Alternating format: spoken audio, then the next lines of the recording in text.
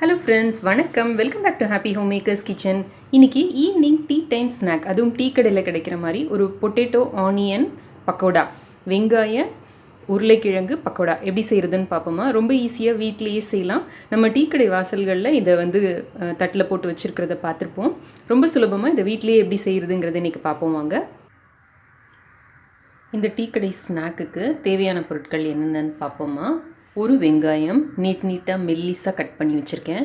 2 ஆறுக்கு கருவேப்பிலை இலைகள், ஒரு கொத்து புதினா, கொத்தமல்லி, அப்புறம் கொஞ்சோண்டு இந்த சோம்பு கீரைன்னு சொல்லுவாங்க இல்லையா, சோழிக்கீரை சோம்பு கீரைன்னு சொல்லுவாங்க இல்லையா, அது ஒரு சின்ன பீஸ் எடுத்திருக்கேன், ரொம்ப எடுக்கலைன்னா.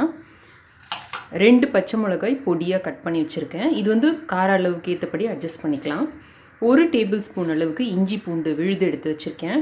இது கொஞ்சம் கூட போட்டால் இதில் நல்லாயிருக்கும். அதனால் 2 உருளைக்கிழங்கு எடுத்து நல்லா கேரட் துருவிட்டு லேசாக கையில் பிழிஞ்சு எடுத்து வச்சுருக்கேன். தண்ணியில் போட்டு வச்சுருந்தேன், இப்போ பிழிஞ்சு எடுத்து வச்சுருக்கேன். இப்போ இது கலக்கிறதுக்கு தேவையான கடலை மாவும் இதுக்கு தேவையான அரிசி மாவும்.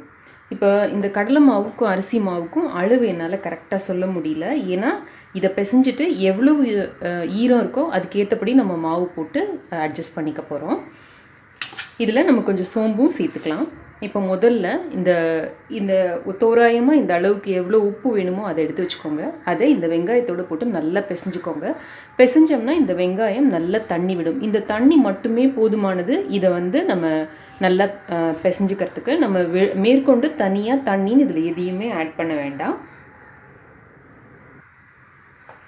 கையில் கொஞ்சம் அழுத்தி இதை சேர்த்து பிசைங்க. கல்லுப்பு சேர்க்குற மாதிரி இருந்தீங்கன்னா கொஞ்சம் பார்த்து செய்யுங்க. ஏன்னா கல்லுப்பு கையை கொஞ்சம் கீறிடும். பார்த்து பொறுமையாக பண்ணுங்கள். இப்போ நல்லா இந்த மாதிரி பிசைஞ்சு கொடுக்கலாம்.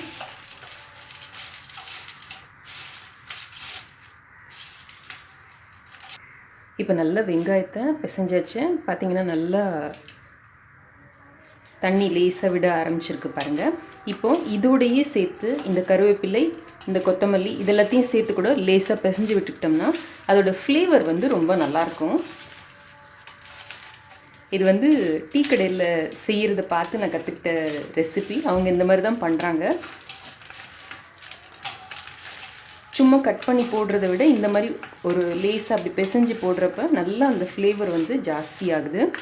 இப்போ இதுலேயே ஒரு 1/4 டீஸ்பூன் அளவுக்கு சோம்பு எடுத்திருக்கேன்னா இதையும் சேர்த்துக்கலாம். இந்த இஞ்சி பூண்டு விழுது இது எல்லாத்தையும் சேர்த்துக்கலாம். சேர்த்துட்டு நல்லா இப்போ பிசைஞ்சிக்கலாம். நம்ம டீ கடை சைடு போகிறப்ப அந்த வாசனை சூப்பராக இருக்கும் இல்லையா. அவங்களோட அப்பம், சின்ன பக்கோடா மாதிரி போட்டு வச்சுருப்பாங்க, சமோசா, இந்த மாதிரி ஸ்நாக்கு எல்லாம் ரொம்ப நல்லாயிருக்கும். வாசனை ரொம்ப நல்லாயிருக்கும். ஒரு தடவை வாங்கி கூட சாப்பிட்ருக்கோம். சாப்பிட்டு வயிறு அவஸ்தைப்பட்டோம். அந்த எண்ணெயா இல்லை என்னன்னு தெரியல. ஸோ அவங்க செஞ்சதை பார்க்குறப்ப நம்மளே வீட்டில் பண்ணலாமேன்னு தோணுச்சு. செஞ்சு பார்த்தப்போ இதோட டேஸ்ட் ரொம்ப நல்லா இருந்தது. இப்போ இது நல்லா கொஞ்சம் தண்ணி விட்ட மாதிரி இருக்குது. இதோட இந்த உருளைக்கிழங்கையும் இப்போ ஆட் பண்ணிக்கலாம். உருளைக்கிழங்கு கொஞ்சம் கூட இருக்கிற மாதிரி ஆட் பண்ணிக்கோங்க. அதாவது 2 பங்கு உருளைக்கிழங்குன்னா 1 பங்கு வெங்காயம், அந்த அளவுக்கு ஆட் பண்ணிக்கிட்டு நல்லாயிருக்கும். இப்போ இதையும் சேர்த்து கொஞ்சம் நல்லா அப்படி நுணுக்கி பிசைஞ்சுக்கோங்க. இப்போ லேசாக அது நல்லா தண்ணி விட ஆரம்பிச்சிருக்கு. நல்லா எல்லாத்தையும் கலந்து பிசைஞ்சு வச்சுருக்கேன் நான். இப்போ இதில் நம்ம எவ்வளவு கடலை மாவு ஆட் பண்ணுறோமோ அதுக்கு பாதி அமௌண்ட்டை அரிசி மாவு ஆட் பண்ணிக்கணும். ஸோ இப்போ நம்ம ஒரு 2 டேபிள் ஸ்பூன் அளவுக்கு கடலை மாவு ஆட் பண்ணி பார்ப்போம். இதில் ரொம்ப கடலை மாவு தேவையில்லை. ஸோ 2 டேபிள் ஸ்பூன் அளவுக்கு கடலை மாவு ஆட் பண்ணுறேன். 1 டேபிள் ஸ்பூன் அரிசி மாவு ஆட் பண்ணிக்கலாம். 1 டேபிள் ஸ்பூன் அளவுக்கு அரிசி மாவு சேர்த்துருக்கேன். இப்போ நம்ம அதை ஆட் பண்ணி பார்ப்போம். பார்த்துட்டு தேவையான மேற்கொண்டு நம்ம ஆட் பண்ணிக்கலாம். அப்படியே பிசுறு நாப்பில் இருந்ததுன்னா போகிறோம். ரொம்ப மாவு இதுக்கு தேவை கிடையாது.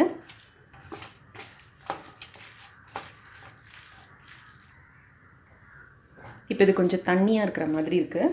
அதனால் நான் மேற்கொண்டு 1 டேபிள் ஸ்பூன் அளவுக்கு கடலை மாவும் 1/2 டேபிள் ஸ்பூன் அளவுக்கு அரிசி மாவும் ஆட் பண்ணிக்கிறேன். இந்த அரிசி மாவு நம்ம கிறிஸ்ப்னஸ்க்காக ஆட் பண்ணுறோம். இதையும் ஆட் பண்ணி இப்போ பிசைஞ்சு பார்ப்போம். நான் மேற்கொண்டு 1 டேபிள் ஸ்பூன் கடலை மாவும் இன்னொரு 1/2 டேபிள் ஸ்பூன் அரிசி மாவும் கூட சேர்த்துருக்கேன். இப்போது இந்த பதத்தில் இருக்கணும். கொஞ்சம் தண்ணியாக இருக்கிற மாதிரி இருக்கணும். ரொம்ப தண்ணியாக இருக்கக்கூடாது, ரொம்ப கெட்டியாகவும் இருக்கக்கூடாது. இந்த மாதிரி இருந்ததுன்னா தான் நம்ம போட்டு எடுக்கிறப்ப நல்ல கிறிஸ்பாக இருக்கும். இப்போ இதை எண்ணெயில் போட்டு பொரிச்சு எடுத்துக்கலாம். டீ கடையில் யூஸ்வலாக இதில் வந்து பேக்கிங் சோடா ஆட் பண்ணுறாங்க. நம்ம வேணும்னா ஆட் பண்ணிக்கலாம். நான் இன்றைக்கி ஆட் பண்ணாமல் தான் செய்ய போகிறேன். இப்போ வந்து கொஞ்சமாக தண்ணி பக்கத்தில் வச்சுக்கோங்க. இப்படி எடுத்துகிட்டு இதை ரொம்ப ஓவராக உருட்ட வேண்டாம். லேசாக அப்படி கையில் எடுத்து கொஞ்சம் ஷேப்லெஸ்ஸாக இருந்தாலும் பரவாயில்ல, இந்த மாதிரி வச்சுட்டு எண்ணெயில் போட்டு பொரிச்சு எடுத்துடலாம். நல்லா சூடான எண்ணெயில் போட்டு பொரிச்சு எடுத்துடலாம்.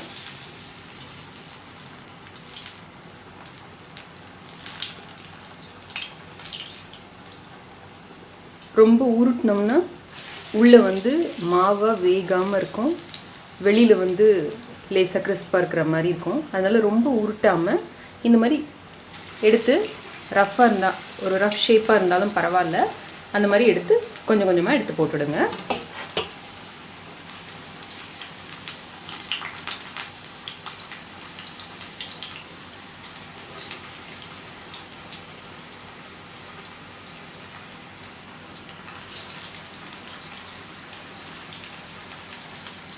நல்ல ஹை ஃப்ளேமில் வச்சு இந்த உருண்டைகளை போட்டுட்டு அதுக்கப்புறம் கொஞ்சம் தீயை குறைச்சி வச்சிட்டோம்னா உள்ளேயும் நமக்கு நல்லா வெந்து கிடைக்கும், வெளியிலையும் நல்லா கிறிஸ்பாக இருக்கும்.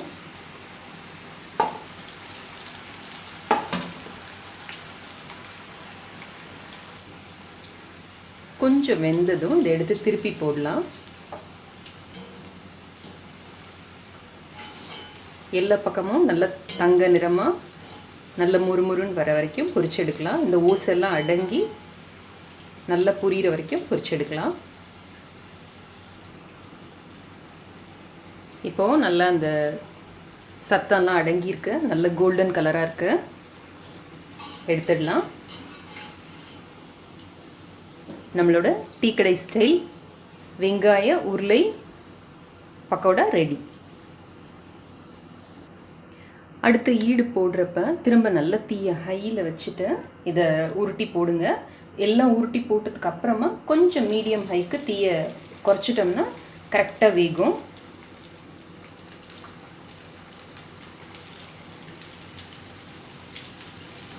இதே மாதிரி எல்லா மாவையும் பொரிச்சு எடுத்துக்கலாம். ஒருவேளை உங்களுக்கு பாதி செஞ்சிட்ருக்கிறப்ப இது கொஞ்சம் தண்ணி ஆகிற மாதிரி, மாவு சில நேரம் நீர்த்து போகிறதுக்கு வாய்ப்பு இருக்குது. ஏன்னா வெங்காயம் இதெல்லாம் தண்ணி விடும் இல்லையா, அந்த மாதிரி இருந்ததுன்னா இன்னும் கொஞ்சம் மாவும் அதுக்கேற்றபடி ஒரு கல் உப்பும் போட்டுக்கிட்டிங்கன்னா உங்களுக்கு கரெக்டாக இருக்கும். ஈவினிங் டீ காஃபியோடு சாப்பிட்றதுக்கு ரொம்ப டேஸ்ட்டாக இருக்கும் இந்த பக்கோடா. ரொம்ப ஈஸியாகவும் பண்ணிடலாம். விருந்தினர்கள் வந்தாங்கன்னா கூட சட்டுன்னு பண்ணக்கூடிய ஒரு ரெசிபி இது.